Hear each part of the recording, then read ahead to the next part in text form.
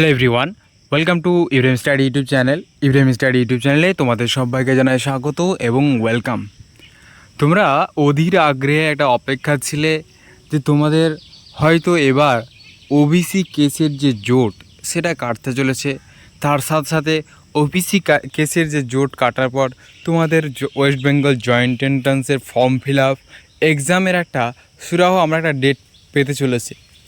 তো তোমাদের এই যে অপেক্ষা করতে করতে আজকে আমাদের প্রেশান করে দিচ্ছে, অর্থাৎ 15 জুলাই। আজকে যে তোমাদের 15 জুলাই যে 15 তারিখে যে ওবিসি কেসের যে সুপ্রিম কোর্টের রায়, অর্থাৎ সুপ্রিম কোর্টে যে কেস চলছিল, অর্থাৎ the state of West Bengal versus Amal Chandra দাসের যে ডিভিশন বেঞ্চের যে রায় ছিল আজকে, তোমাদের যে হাই পিটিশনের রায় ছিল, ঠিক আছে, সেটা তোমাদের কিন্তু ডেট কিন্তু আবারও তোমাদের কিন্তু যে ওবিসি কেসের যে ডেট সেটা কিন্তু পিছিয়ে দেওয়া হলো। তো কি আজকের এই সুনামির ভবিষ্যৎ কতটুকু, সমস্ত কিছু তথ্য শেয়ার করব আজকের এই ভিডিওর মাধ্যমে। তাই বলছি ভিডিওটা প্রথম থেকে শেষ পর্যন্ত দেখো। যারা চ্যানেল নতুন হচ্ছে অবশ্যই চ্যানেলটি সাবস্ক্রাইব করো। যারা এএনএম জিএনএম জেমপাস যে এক্সপিরিয়েন্স আছে তবে অবশ্যই বলো তারা ভিডিওটা প্রথম থেকে শেষ পর্যন্ত দেখো এবং অনুরোধ রইল। আর তার সাথে তারা আমাদের টেলিগ্রাম গ্রুপে যুক্ত হয়নি অবশ্যই টেলিগ্রাম গ্রুপে যুক্ত হয়ে যায়। তোমাদের প্রতিনিয়ত প্রতিদিন তোমাদের সন্ধ্যায় ক্লাস করানো হয়, ঠিক আছে।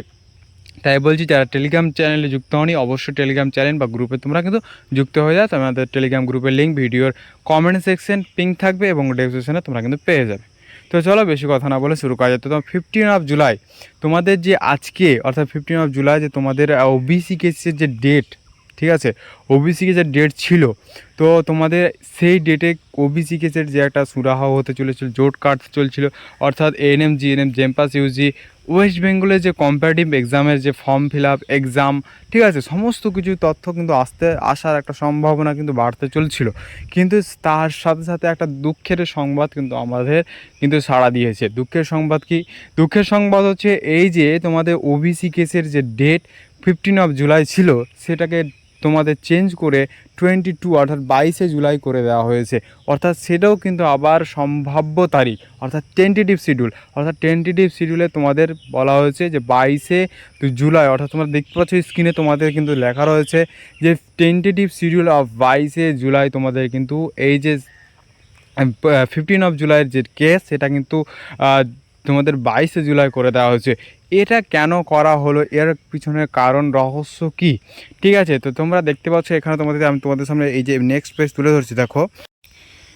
এটার কারণ হচ্ছে একমাত্র যে জাস্টিস অর্থাৎ অমলচন্দ্র রায়ের যে ডিভিশন বেঞ্চ, অর্থাৎ তোমাদের ওবিসি কেসের যে একটা সুরাহ ছিল যে supreme court the state of West Bengal versus Amalchandra রায়ের যে একটা ডিভিশন বেঞ্চে ছিল, তার প্রেক্ষিতে 3টে যে বিচারপতি বসেন, তার মধ্যে যে বিচারপতি মেন বিচারপতি অর্থাৎ অমলচন্দ্র রায় তিনি কিন্তু অসুস্থ হয়ে পড়েছেন। তার জন্য এই যে ওবিসি কেসে 15 তারিখের যে সুরাহ ডেট সেটা কিন্তু পিছিয়ে যাচ্ছে টোটালিভাবে। কি বলেছে দেখো, অসুস্থ হয়ে হাসপাতালে ভর্তি হলেন সুপ্রিম কোর্টের প্রধান বিচারপতি বি.আর. গগৈ। সরকার সূত্রকে উদ্ধৃত করে এমনটা জানিয়েছে সংবাদ সংস্থা পিসিআই। এই সূত্র মারফত জানা গেছে প্রধান বিচারপতি শরীরে সংক্রমণ রয়েছে। অর্থাৎ তোমরা হয়তো অনেকে জানতে পেরে গেছো, তোমাদের আগামীকাল অর্থাৎ 14 জুলাই, তোমাদের 14 জুলাই কিন্তু একটা কেস চলছিল সুপ্রিম কোর্টে, সেখানেও তিনি কিন্তু উপস্থিত ছিলেন না। তার সাথে সাথে আজকেও তিনি কিন্তু উপস্থিত থাকছেন না। তোমাদের যে 15 জুলাইয়ের যে ওবিসি কেসের সুরাহ ডেট ছিল সেটাতেও কিন্তু তিনি উপস্থিত থাকবে না। তার সাথে সাথে যে আদার্স দুটো আরও পাশে দুটো যে ওবিসি তোমার রায়গুলো হবে, অর্থাৎ তোমাদের যে বিচারপতিগুলো বসবেন তার সাথে তারা কিন্তু এই বিচারপতির যে হেড বিচারপতি তিনি অসুস্থ হয়ে গেছেন, তার সঙ্গে সঙ্গে তারা বিচারপতিগুলো রয়েছেন সেগুলো কিন্তু এইটা কিন্তু শুনবেন না। তারপরে তোমাদের যে টেন্টেটিভ শিডিউল সেটা কিন্তু 22 জুলাই করে দেওয়া হয়েছে। এরপরেও কি তোমাদের পরবর্তী কি ডেট এক্সচেঞ্জ করা হতে পারে? দেখো এখন পর্যন্ত তোমাদের কিন্তু কোনো সম্ভাব্য তারিখ ডেট কিন্তু এক্সচেঞ্জ হবে এটা বলে কোনো মানে হয় না। অর্থাৎ তোমাদের যে 22 জুলাই সুপ্রিম কোর্টের রায় রয়েছে এটাও কিন্তু সম্ভাব্য তারিখ। এটাও আবার যদি চেঞ্জ হয়ে পরবর্তীতে আবার তোমাদের ডেট এক্সচেঞ্জ হয়ে যায় সেটার কোনো মানেই হয় না, ঠিক আছে। তো পরবর্তী সুনামি আবার কি হবে, আবার ডেট চেঞ্জ হবে কি হবে না, পরবর্তী সমস্ত কিছু আপডেট পেতে অবশ্যই চ্যানেলটিকে তোমরা অবশ্যই সাবস্ক্রাইব করে রাখো।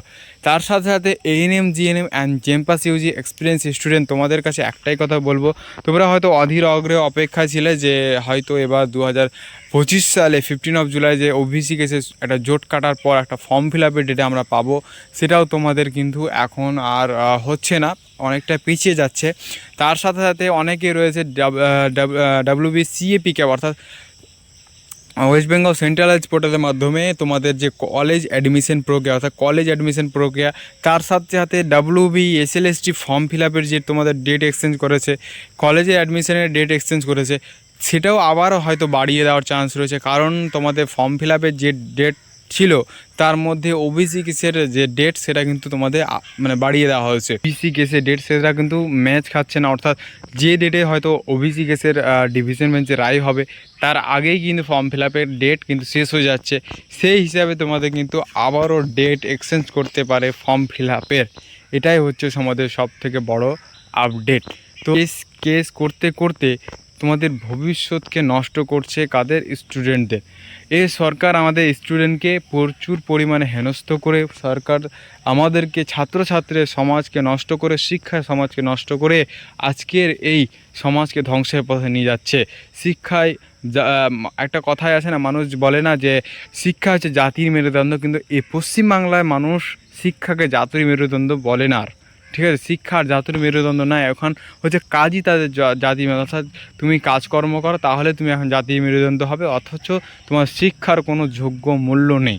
কারণ একজন গ্র্যাজুয়েশন পোস্ট গ্র্যাজুয়েট বিএড করা স্টুডেন্ট, অর্থাৎ teachers as a teachers teachers হবে, সেও কিন্তু বাড়িতে বসে এখন বাড়ির কাজ করে। ঠিক আছে, তো এখান থেকে আর কিছু বলার মতো মানে ভাষা থাকে না তোমাদের, এমনটাই আমি বলে দেবো। ঠিক আছে, তো তোমরা যদি ভিডিওটা ভালো লাগে অবশ্যই লাইক করবে, চ্যানেল নতুন আছে অবশ্যই চ্যানেলটিকে সাবস্ক্রাইব করবে। পরবর্তী 22 জুলাই কী আপডেট আসছে ওবিসি কেসের, তার সাথে সাথে এএনএম জিএনএমের কী আপডেট আসছে, সমস্ত কিছু তথ্য পাওয়ার জন্য অবশ্যই চ্যানেলটিকে সাবস্ক্রাইব করবে, পাশে থাকা বেল আইকন প্রেস করবে, প্রচুর পরিমাণে শেয়ার করবে, তার সাথে টেলিগ্রাম গ্রুপে তোমরা কিন্তু যুক্ত হয়ে যাবে। তো ভিডিওটা এ পর্যন্ত, ভিডিও ভালো লাগলে দেখা হচ্ছে নেক্সট ভিডিওতে। সবাই ভালো থেকো, জয় হিন্দ।